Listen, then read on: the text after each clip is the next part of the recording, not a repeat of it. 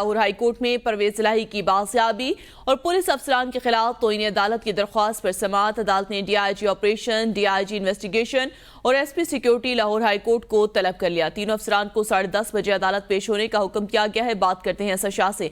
जी असद शाह, आगाह कीजिएगा।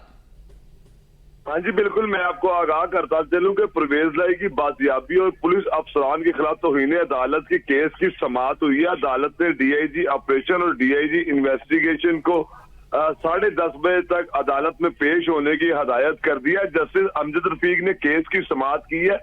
चौधरी परवेज इलाही की अहलिया कैसरा इलाही के वकील ने दलाइल दिए हैं। दरख्वास्त में ये मौक़िफ़ अख्तियार किया गया है कि अदालती हुक्म के बावजूद SHO ने हाई कोर्ट के अंदर से गिरफ्तार करने की कोशिश की थी। हाई कोर्ट से निकलते ही DIG इमरान किशोर परवेज इलाही की गाड़ी में बैठ गए थे। हाई कोर्ट सिक्योरिटी के SHO गाड़ी में फ्रंट सीट पर बैठे।